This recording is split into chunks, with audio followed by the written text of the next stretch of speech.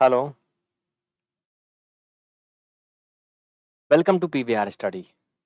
प्रिय साथियों, उम्मीद है कि आप लोग अच्छे होंगे और आपकी पढ़ाई-लिखाई बहुत बेहतर चल रही होगी।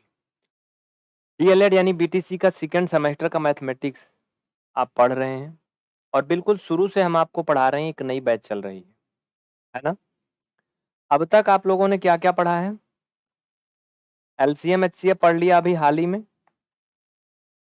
बोर्ड मास का रूल भी पढ़ लिया। जोड़ना, घटाना, गुणा, भाग ये भी पढ़ लिया था।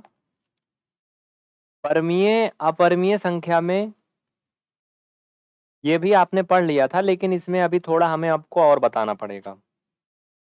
परमीय और अपरमीय संख्या में अभी और बताना है। तो सभी जल्दी से परमीय अपरमीय संख्या हेडिंग डालिए और सेशन को लाइक करके बाबू अपनी अटेंडेंस लगाइए कि हाँ आप जुड़ गए हैं। जल्दी करिए, देर मत करिए, फटाफट सेशन को लाइक करिए जिससे आपकी अटेंडेंस लग सके कि हाँ आप जुड़ गए हैं। सभी अपनी अटेंडेंस लगा दीजिए, तब तक हम यहाँ टाइटल डालते हैं इधर साइड में। दिख कहाँ तक रहा है, कैसे दिख रहा है वो भी मुझे देखना पड़ेगा, तो थोड़ा रुकना। ये 7 नंबर क्लास है, आज शेड्यूल नहीं किया था मिस्टर ने पहले से। मैं इनको क्या कहूँ, रोज गालिए दूं इनको काम। कहता हूँ भैया शेयर शेड्यूल कर दिया करो बाबू सुबह से ही, लेकिन क्या करूँ, किसके किसके पीछे डंडा लेके पड़ा रहूं। पूरा दिन बिता देंगे लेकिन शेड्यूल नहीं करेंगे।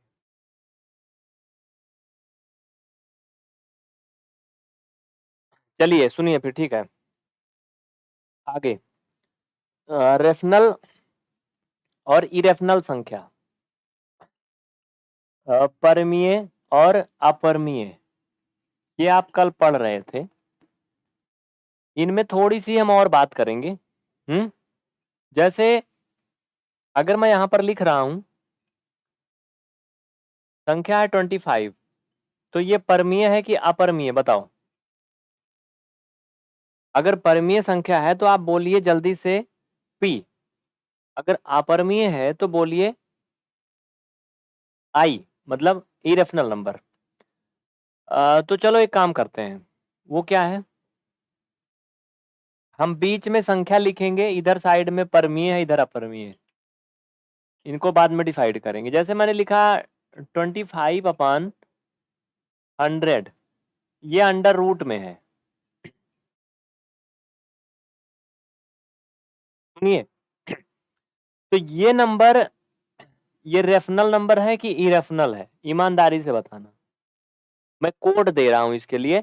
अगर ये रेफनल नंबर है तो आप लोग बी लिखेंगे, सिर्फ बी, ठीक है। बी मतलब परमीय, ये कोड है। और अगर इरेफनल है तो आप इसे आर लिखेंगे। आर तो रेफनल के लिए हो जाएगा, जाने दो, क्यू लिखना, क्यू, ठीक है। क्यू मतलब अपरमीय। इस क्वेश्चन के लिए कोड है, बताइए। अगर ये रेफनल नंबर है तो आप बी लिखेंगे, बी, बी लिखेंगे बस। अगर इरेफनल है, अपरमीय है तो क्यू। आंचल पटेल, ऋषि, मीना जी, अनिल, मिली, प्रीति मौर्य, कोशिश ही तो करना है, उसमें क्या जाता है। हम्म। एक चीज और बता दें प्यारे साथियों कि आप सभी पीवीआर स्टडी को टेलीग्राम पे ज्वाइन कर लीजिए, जिससे आपको क्लास के लिंक शेयर किए जा सके। क्योंकि व्हाट्सएप ग्रुप में हम मैसेज नहीं भेज पाते हैं, व्हाट्सएप हमारा वर्क नहीं करता, बहुत हैंग करता है।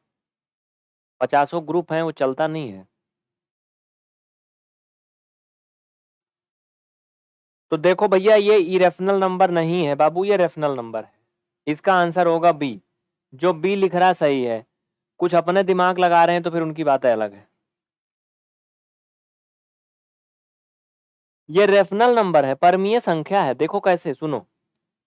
एक्चुअली ये मैंने ए पे लिखा था, इसे बी पे। √25/100। देखो भैया, 5 वर्गमूल आ जाएगा 25 का, आपको पता है। 100 का वर्गमूल 10 आ जाएगा, 5/10। और 5/10 को हम लिख सकते हैं क्या, P/Q के फॉर्म में लिख सकते हैं ना। So we can write 5/10 = P/Q, ठीक है। हाँ मोनू, क्लास इसी टाइम होती रोज। चलो अब इधर देखिए, जैसे मैंने इसमें अगर ए नंबर लिखा, इसमें मैंने लिखा √25 बटा यहाँ पे 7। तो इसमें देखिए 5, इसका वर्गमूल तो हो जाएगा, फाइनल में इसे आप 5/√7 लिखोगे। बट ये अब मामला अटक जाएगा, इसे हम P/Q के बराबर नहीं कर सकते हैं, क्योंकि इसमें क्या है, मुखौटा लगा है। समझ रहे हैं ना? आज क्लास पहले से शेड्यूल नहीं थी, सैटरडे भी था, इसलिए आज लोगों के मन में थोड़ा डाउट था कि आज ये चलेगी कि नहीं चलेगी। पहले क्लास शेड्यूल थी नहीं, क्या करूं, ये लोग गलती कर जाते हैं। सुनिए, तो ये क्या है, इरेशनल नंबर है। अब यहाँ पर एक चीज आपको सीखने को मिलेगा कि अगर फ्रैक्शन फॉर्म में नंबर लिखा है, दोनों पूर्ण वर्ग या पूर्ण घन संख्याएं हैं, तब तो वो परमीय होंगी। अगर एक संख्या पूर्ण वर्ग है, परफेक्ट स्क्वायर है, दूसरी परफेक्ट स्क्वायर नहीं है, तब भी वो इरेशनल नंबर ही कहलाएगी, रेशनल नहीं कहलाएगी। इधर देखिए, जैसे √1000 बटा यहाँ पे 100, ये क्या होगा भैया, रेशनल होगा कि इरेशनल? बताइए, मुखौटा का मतलब बताएंगे बाद में।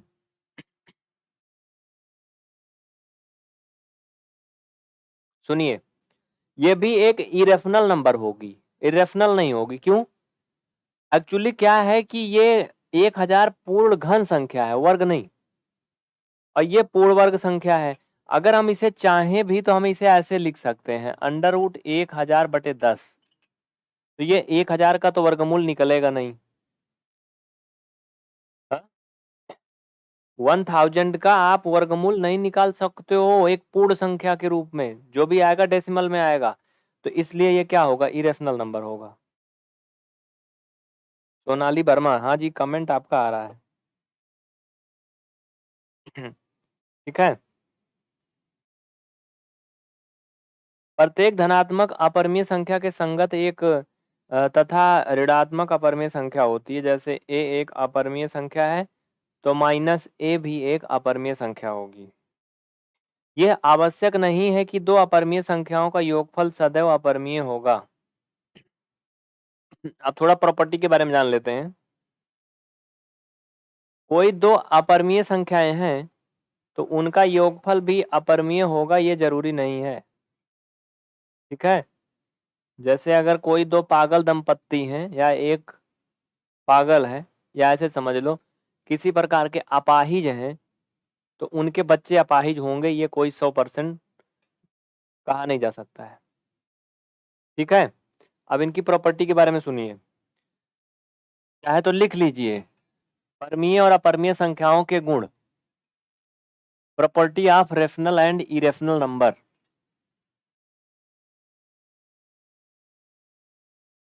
पहला है, किसी धनात्मक, सॉरी, प्रत्येक यानी सभी धनात्मक अपरिमेय संख्या के संगत अपरिमेय संख्या के करस्पॉन्डिंग में क्या होता है, एक ऋणात्मक अपरिमेय संख्या होती है। जैसे अगर अंडर रूट में 5 एक अपरिमेय संख्या है, ये पॉजिटिव है, तो माइनस में √5 भी एक इसके संगत अपरिमेय संख्या होगी। ठीक है। सुनिए, और दूसरा, ये पहला हो गया, मान लो। दूसरा, किन्हीं भी दो अपरिमेय संख्याओं का योगफल भी अपरिमेय होगा, ये सही नहीं है।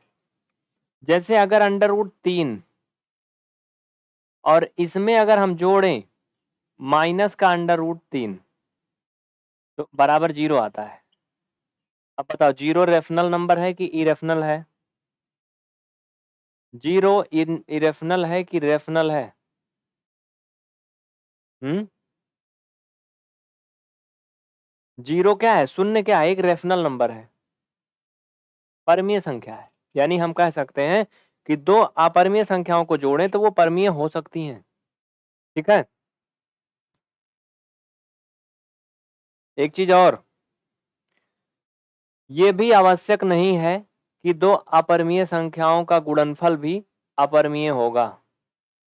ये भी आवश्यक नहीं है कि दो अपरमीय संख्याओं का गुणनफल भी अपरमीय होगा। समझ रहे हैं ना? फालतू कमेंट वालों को ब्लॉक कर दीजिए बिना कुछ बोले फटाफट। चलिए, अगला मैंने क्या कहा कि ये आवश्यक नहीं है कि दो परमीय अपरमीय इरेशनल नंबर का मल्टीपल भी इरेशनल होगा। जैसे एग्जांपल के लिए देखो, अगर मैंने लिखा है √41 इंटू √41, ये दोनों हैं तो इरेशनल नंबर, लेकिन इनका अगर मल्टीपल करोगे तो ये 41 आ जाएगा जो कि रेशनल नंबर हो जाएगा। क्या हो जाएगा? रेशनल नंबर हो जाएगा, यानी परमीय संख्या हो जाएगी। समझ में आया कि नहीं? मैंने क्या कहा एक बार फिर से सुन लीजिए, किन्हीं भी दो अपरमीय संख्याओं का योगफल परमीय संख्या हो सकता है। यानी दो अपरमीय संख्याओं को जोड़ा जाए तो वो परमीय हो सकती हैं। कोई भी दो अपरमीय संख्याओं का गुणा किया जाए तो वो भी अपरमीय से परमीय हो सकती हैं। किसी भी पॉजिटिव यानी धनात्मक अपरमीय संख्या के संगत एक ऋणात्मक अपरमीय संख्या भी होती है। ये इनके गुण पर गुण है अपरमीय संख्या में। एक अपरमीय संख्या तथा एक अशून्य परमीय संख्या का गुणनफल सदैव अपरमीय संख्या होता है। सुनिए, एक परमीय संख्या हो और एक अपरमीय संख्या हो तो उनका गुणनफल सदैव अपरमीय संख्या होता है, याद रखना। एक रेशनल नंबर हो और एक इरेशनल नंबर हो तो उनका गुणनफल सदैव इरेशनल होता। जैसे एक शराबी हो, खूब मस्त पी के एकदम बिंदास शाम को नाली में पड़ा रहता हो, और एक उसका दोस्त हो जो बड़ा सीधा साधा हो, पहले ना पीता हो, बिल्कुल देखता तक ना हो, तो तुम जिंदा काहे हो नहीं देख रहे हो? तो भाई देखो ना। हाँ? तो क्या होगा, कुछ दिन बाद वो भी उसी के साथ पड़ा रहेगा पक्का, ये ज्यादा उम्मीद है। लेकिन वो छोड़ दे पहले वाला, ऐसा नहीं हो सकता है, ये कम चांस है। समझ रहे हो ना? तो वैसे तो अपरमीय संख्याओं का मल्टीपल एक, सॉरी रुक जाओ, एक परमीय और एक अपरमीय संख्या का गुणनफल भी एक अपरमीय संख्या होता है। क्या होता है? अपरमीय होता है।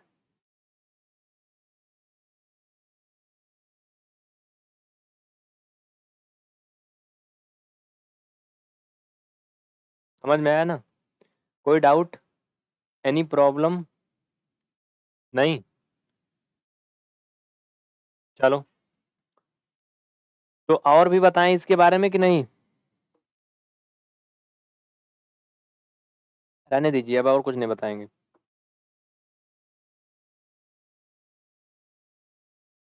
यहाँ पे कोई प्रकार का क्वेश्चन मत पूछिए, आगे पढ़ाने दीजिए, आगे पढ़ाने दीजिए, ठीक है? ये बताइए, मैंने आपको पूर्ण संख्याएं पढ़ाया है ना? पूर्ण संख्याएं पढ़ाया है ना? तो पूर्ण संख्याओं में है शून्य के गुण, चाहे तो फिर से लिख लीजिए, होल नंबर यानी पूर्ण संख्या। ठीक है? कोई कह रहा है ये परमीय संख्या नहीं, अरे गधा हूं, ये परमीय संख्या है 7। ये 7 क्या है? 7 परमीय है, ये अपरमीय है, अपरमीय है। तो ये परमीय और अपरमीय गुणा करके ये अपरमीय बन रहा है। समझ में आया ना? समझ में आया ना? तो मैं ये नहीं कह रहा हूं कि 100% जो दो अपरमीय है उनका मल्टीपल अपरमीय ही हो, सॉरी परमीय हो जाएगा। मैंने कहा कि ये हमेशा नहीं पॉसिबल है कि उनका गुणा अपरिमेय ही होगा। मैं ये बताने की कोशिश कर रहा हूं। मैंने ये कहीं नहीं कहा कि अगर दो अपरिमेय संख्या है उनका गुणा करोगे तो हमेशा परमीय हो जाएगा, ऐसा नहीं हो सकता है। जैसे अभी देखिए गौतम पटेल जी बता रहे हैं, सही बात है, दोनों पॉसिबल है। आगे आपका अगला एक नया अध्याय है, 5 नंबर अध्याय, पूर्ण संख्याओं पर आधारित संक्रियाएं। पूर्ण संख्याओं पर आधारित संक्रियाएं, तो लिखिए पूर्ण संख्याएं, होल नंबर। ईमानदारी से बताइए कि आपने कॉपी पेन लिया है? कॉपी पेन लिए हैं आपकी? नहीं, लिखिए पूर्ण संख्याएं,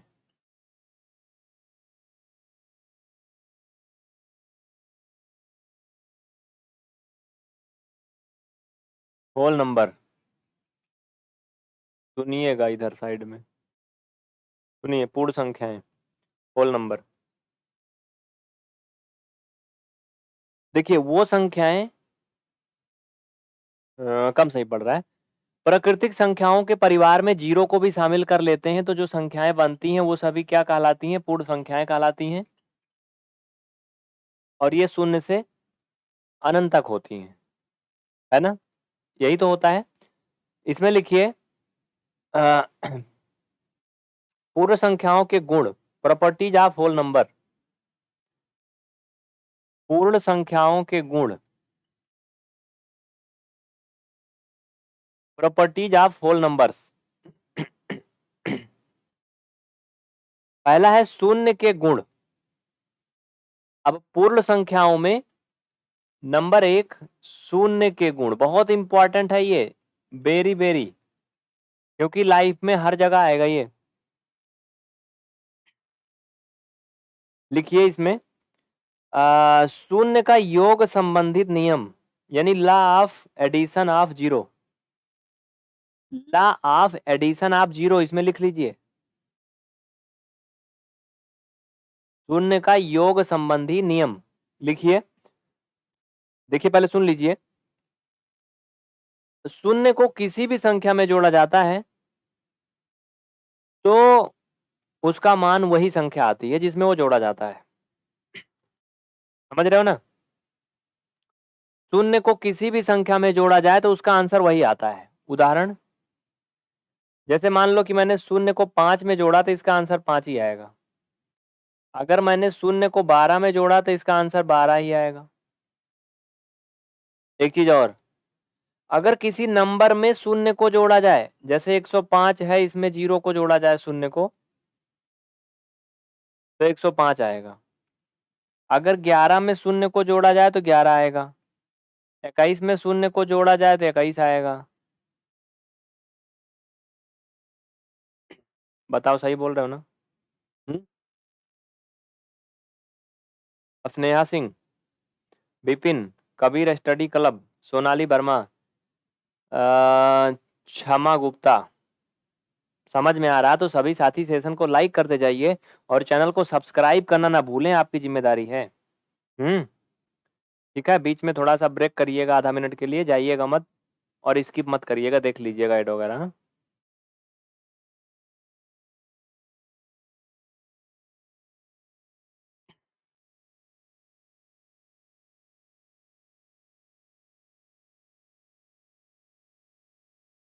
हो गया? आपने पहला लिख लिया ना? 0 इंटू 0 भी 0 होगा।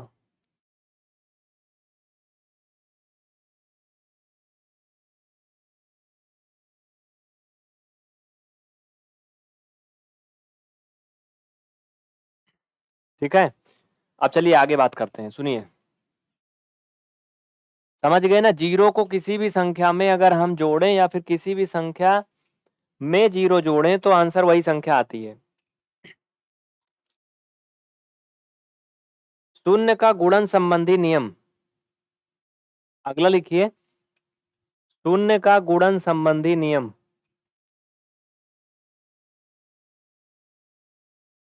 नेक्स्ट लिखिए शून्य का गुणन संबंधी नियम।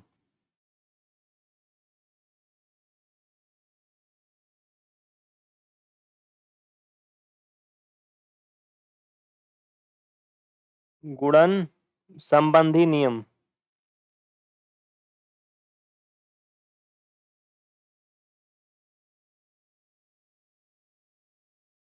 चलिए फटाफट लिखिए, गुणन संबंधी नियम।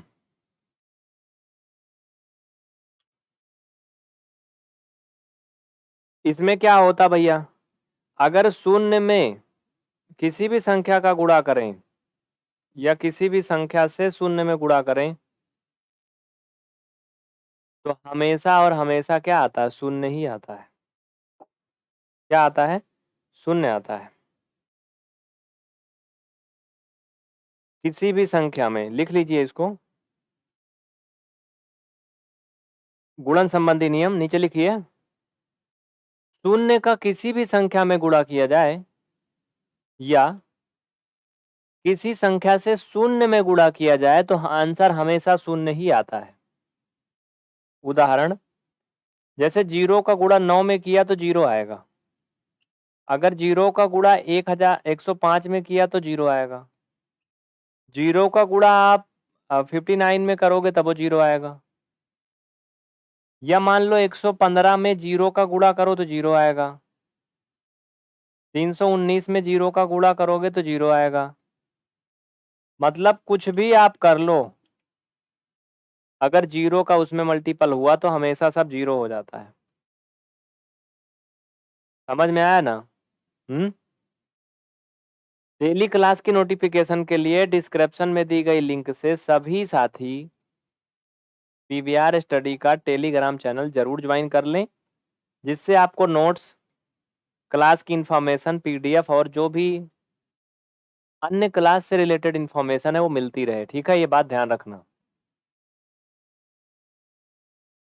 बात पक्की मिटाऊं? चलो देखिए, मैं मिटा इसलिए रहा हूं क्योंकि मुझे इतने दूर में सब हटाना है। अगला लिखिए, शून्य का भाग संबंधी नियम। शून्य का भाग संबंधी नियम लिखिए, शून्य का भाग संबंधी नियम। ये समझने लायक है।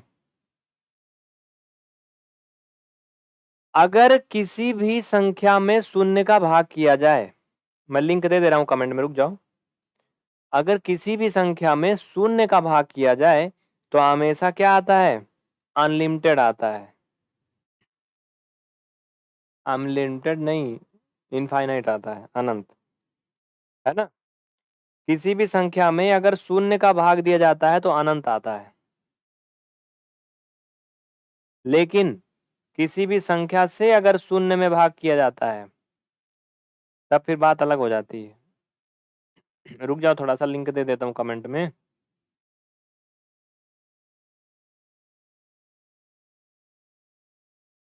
कमेंट बॉक्स में मैंने लिंक पिन कर दिया है, टेलीग्राम जरूर ज्वाइन कर लेना। पीछे की सारी क्लासें उसमें इकट्ठा भेजी जाती हैं, मिल जाएंगी सब। चल भैया, बड़े कदम ना रुके कभी, झंडा ये ना झुके कभी। चलो, हाँ तो हम क्या बता रहे थे कि शून्य का भाग संबंधी नियम, अगर किसी भी संख्या में 0 का भाग करते हैं तो अनंत आता है। कोई भी संख्या हो, चाहे कुछ भी हो, 0 का भाग करने पर अनंत आता है। कितने लोग जानना चाहते हैं कि यह अनंत कैसे आता है? अगर आप इसको जानते हैं तो आप हाँ लिख के कमेंट करें, मैं नहीं बताऊंगा। अगर नहीं जानते हैं, जानना चाहते हैं, तो आप यन ए ना लिखिए और फिर मैं बताऊंगा।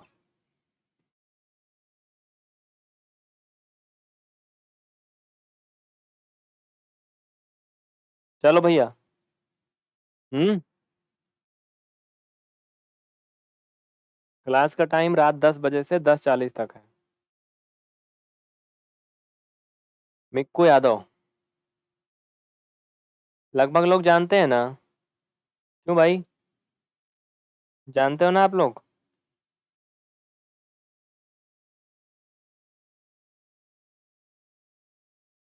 कुछ लोग कह रहे हैं बता दीजिए, कुछ लोग कह रहे हैं जानते हैं।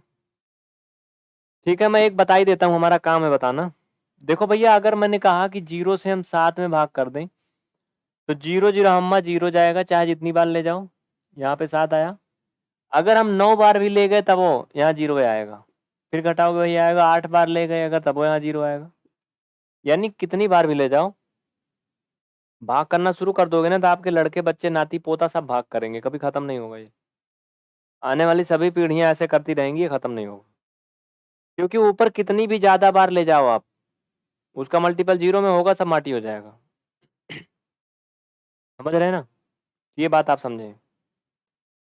तो इस कारण से क्या आता है, हमेशा अनंत आता है, इनफाइनाइट आता है, अगर किसी भी संख्या में 0 का भाग करना हुआ तो। ठीक है। पी के वर्मा, भाई पी के वर्मा हुए हो या फिर वर्मा होने के बाद पिए हो, बुरा नहीं मानना मेरी बात को। देखो, इन लोग पूछना चाहते हैं इसलिए पूछ रहा हूँ।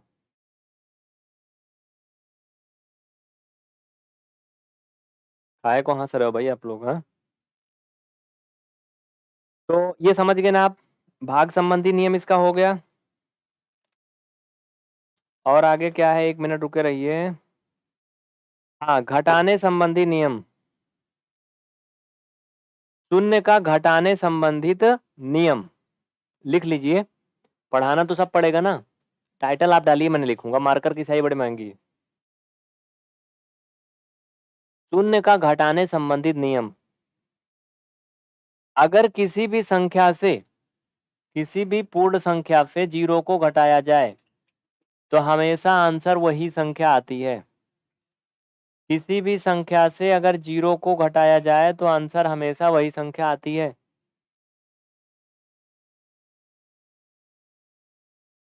अगर किसी भी संख्या को 0 से घटाया जाए तो ये पॉसिबल नहीं है, असंभव है, इसमें कहीं उधार उधार नहीं जाएगा। माइनस में नहीं लिखेंगे, याद रखना, ये रियली यही है कि ये पॉसिबल नहीं है, क्योंकि वो शून्य है, उसमें से कभी घट ही नहीं सकता है। जो कहते हैं कि माइनस में लिख देंगे -25, वो अलग चीज है। वो 0 से घटा के आप -25 नहीं लिखते हो। अगर आप 15 में से 25 घटा रहे हो तो -10 लिख दो, ठीक है। लेकिन आप 0 में से घटा रहे हो, इसकी कोई औकात ही नहीं, इसमें जान नहीं जहान नहीं, तो कैसे घटेगा? समझ में आया? परिभाषा ये है कि किसी भी पूर्ण संख्या से अगर शून्य को घटाया जाए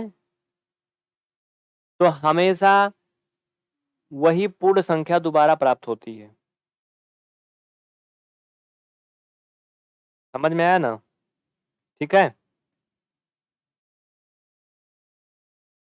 अब इसमें अगला लिखिए, संख्या 1 के गुण। भैया ऐसा ऐसा गुण ये सब पूछा भी जाएगा कहीं कि नहीं? बताऊं कि ना बताऊं? 1 मिनट में सुन लीजिए, मैं इसको नहीं बताऊंगा, एक वाला ऐसे लंबा लंबा सुन लीजिए, जो लिखना चाहे वो लिख लेंगे जल्दी से। संख्या 1 यानी 1 के गुण, इनके क्या क्या गुण है सुन लो। पहला, पहला है 1 का गुणा संबंधित नियम। यदि किसी भी संख्या को, किसी भी प्राकृतिक संख्या को 1 से गुणा किया जाए तो आंसर हमेशा वही संख्या प्राप्त होती है। कौन संख्या? जिसमें गुणा किया जा रहा है। किसी भी प्राकृतिक संख्या को अगर 1 से मल्टीपल किया जाए तो आंसर हमेशा वही संख्या प्राप्त होती है जिसमें गुणा किया जाता है। ये पहला इसका नियम हो गया। दूसरा, भाग संबंधित नियम। यदि किसी भी संख्या में 1 से भाग किया जाए तो आंसर हमेशा वही संख्या प्राप्त होती है। ठीक है। यदि किसी भी संख्या में 1 का भाग किया जाए तो आंसर हमेशा वही संख्या प्राप्त होती है। इसे आप चाहें तो लिख सकते हैं, नहीं तो समझ लीजिए बस। अरे भाई, किसी भी संख्या में अगर 1 का भाग किया जाए, जैसे देख लो, मान लो मैंने यहाँ 18 लिखा था, इसमें 1 का भाग किया तो क्या करोगे तुम भाग करके? इसको 18 ही तो आएगा। तो बस यही है। 1 का योग संबंधित नियम। किसी पूर्ण संख्या में 1 जोड़ा जाए तो वही संख्या में 1 जोड़कर प्राप्त संख्या होती है। यानी ऐसे इसे समझ लो किसी भी पूर्ण संख्या में अगर 1 को जोड़ा जाता है तो उत्तर हमेशा उस पूर्ण संख्या की अनुवर्ती संख्या होती है, यानी आने वाली संख्या होती है। यानी अगर 21 में हमने 1 जोड़ा तो 22 हो जाएगा।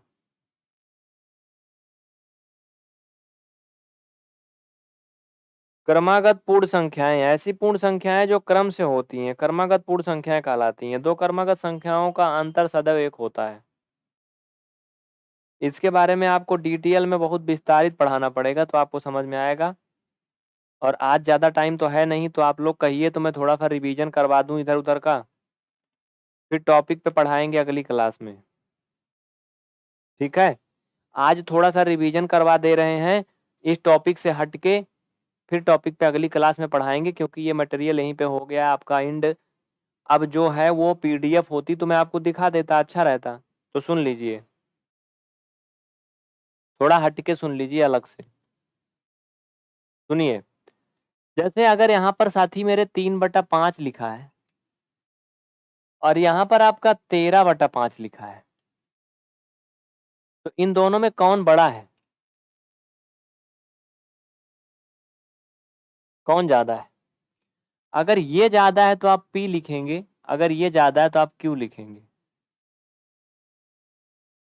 बताइए कौन ज्यादा है? दूसरा, Q नहीं डालो यहाँ पे, ना ना ना रे बाबा ना, ऐसा नहीं, इसका B नंबर मान लो। अगर ये 1/7 है और C है आपका 11/7, ये बताओ भैया इन दोनों में कौन बड़ा है? देवेश अंसारी, देवेश शर्मा, सोनाली, प्रभा, दीपक। हाँ कोशिश करिए सभी, कौन बड़ा है? इसका बी नाम मान है, इसका सी। अगर ये बड़ा है तो बी लिख दो, ये बड़ा है तो सी लिख दो। कोई बी भी मत लिखना, रात का टाइम है, समझ रहे हो? डरावना चीज मत लिखना यहाँ पे। चलो अब देखो, गाली वाली मत देना, मेरा मतलब ये कि जो बी बी बी 4-5 बार लिख देते हैं तो उसमें कुछ गड़बड़ हो जाता है फिर। ठीक है,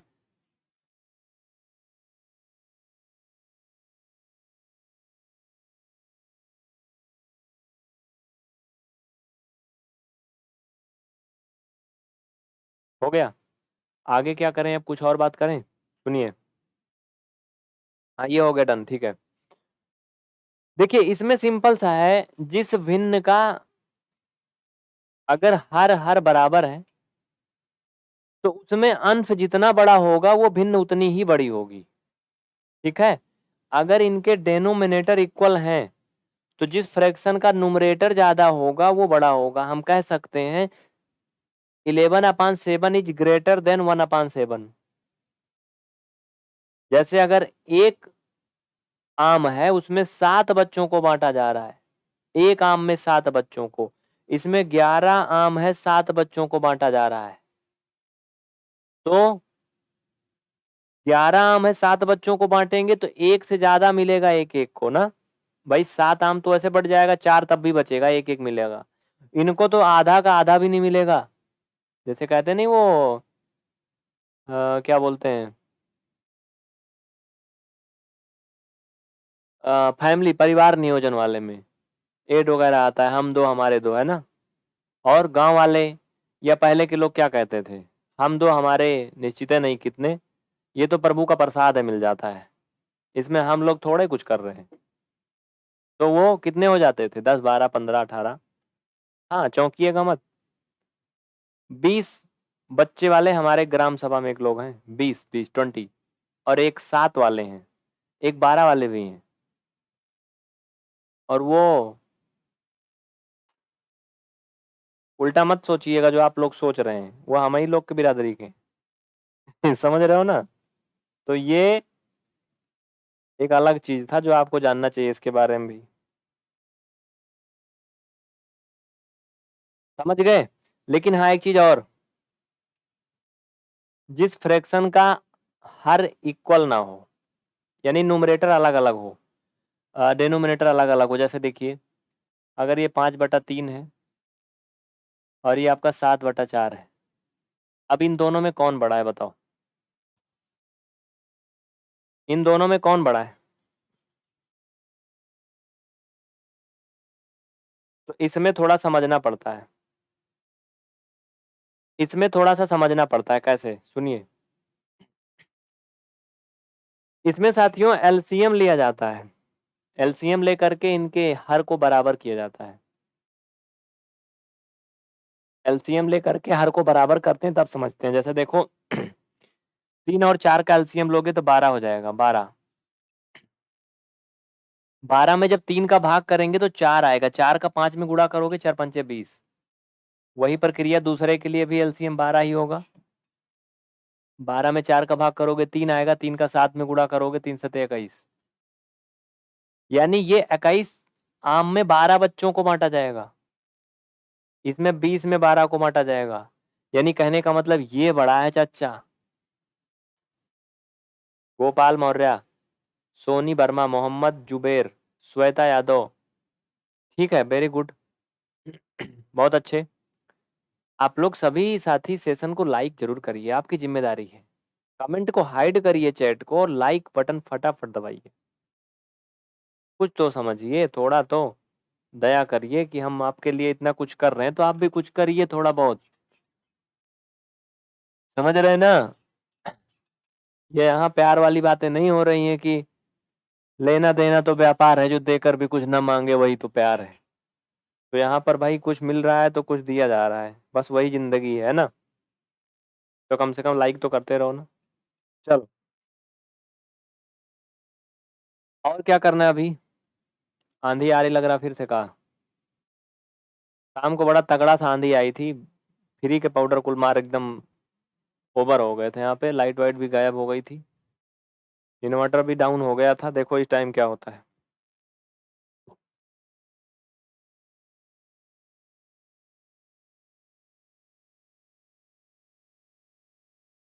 क्यों, कितने लोग का नहीं चल रहा भाई? ये वीडियो ऑडियो नहीं चल रहा है का?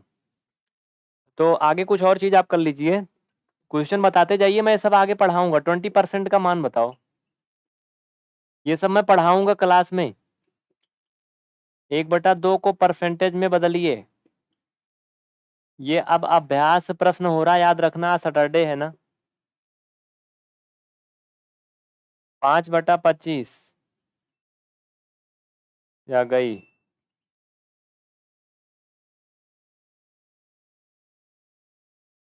गई लाइट। प्रतिशत में बदलिए, सुनिए। खुशबू आने लगी फिर से। देखिए साथियों, इधर सुनिए, मैं सब बताऊंगा, ये सब मैं पढ़ाऊंगा। अगर परसेंटेज लगा है, इसका मान फाइंड करना है, तो आप क्या करोगे पता है? भाई 1 मिनट रुक जाओ, फिर से आंधी वांधी आ गई, बंद करने दो 1 मिनट। यहाँ पे बड़ी आंधी आ रही है, हाथ वाथ भी इसी में काट डाल रहा है। रुक जाओ भाई, थोड़ा सा रुक जाओ यार, बड़ी धूल आती बाहर से, खिड़की दरवाजे खुले रहते हैं तो। हाँ, तो 20% का मान निकालना है। अगर परसेंटेज दिया है, हटाना है, तो आप 100 से भाग करोगे, काटोगे, 1/5 आएगा इसका आंसर।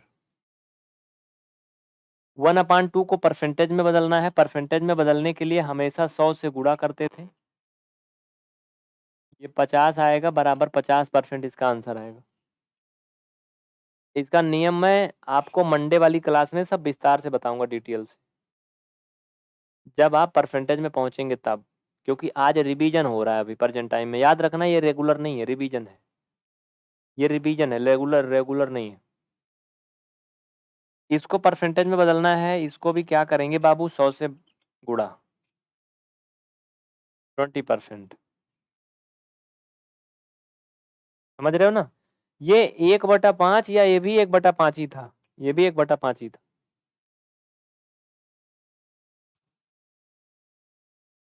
सबको समझ में आ रहा है ना? हाँ, आ रहा समझ में? तो इसको कर लीजिए। देखिए रेगुलर आप लोग पढ़ेंगे, आपका 5 अध्याय खत्म हो गया है। फर्स्ट सेमेस्टर में 7 क्लास में 5 अध्याय खत्म हो गया है। डीएलएड में ज़्यादा कुछ नहीं है, अगर रेगुलर चलेगा तो ये 10-12 दिन में सब खत्म हो जाएगा। थर्ड सेमेस्टर में कोई है पढ़ने वाला किसी के घर परिवार में? तो मैं सोच रहा हूँ कि 3 दिन थर्ड सेमेस्टर कर दिया जाए। सही रहेगा ना? 3 दिन सेकेंड सेमेस्टर कर दिया जाए। मैथ में ज्यादा कुछ है नहीं, सब खत्म हो जाएगा, एक दिन में एक चैप्टर खत्म होगा।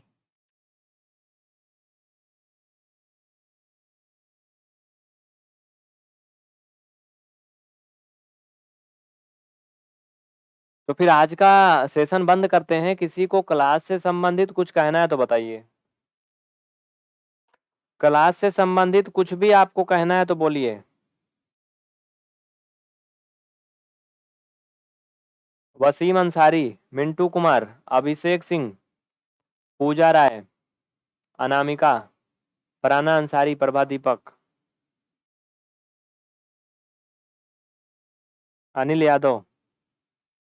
किसी को क्लास से संबंधित कुछ कहना है तो बताइए। आप ये कंप्लीट कोर्स कम समय में आसानी से पढ़ सकते हैं पीवीआर स्टडी ऐप डाउनलोड करके।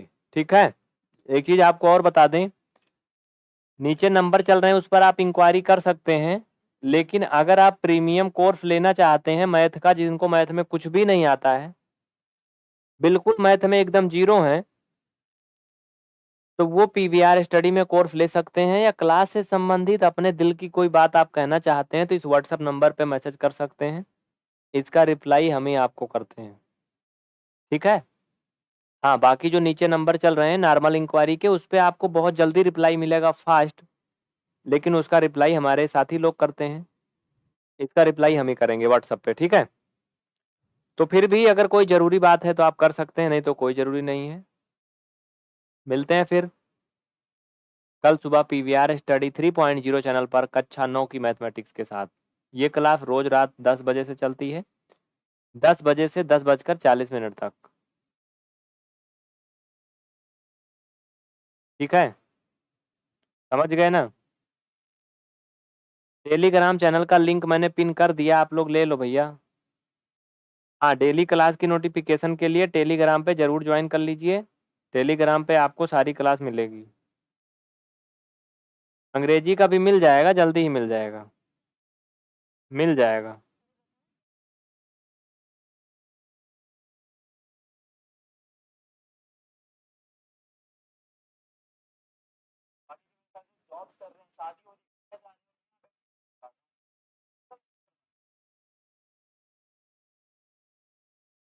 टेलीग्राम का लिंक दे दे रहा हूँ कमेंट में, ले लो फटाफट। टेलीग्राम चैनल का लिंक पिन कर दे रहा हूँ, ले लीजिए और ज्वाइन जरूर कर लीजिए, सारी नोटिफिकेशन आएगी। मिलेंगे फिर अगली क्लास में, तब तक के लिए जय हिंद। कमेंट में दी गई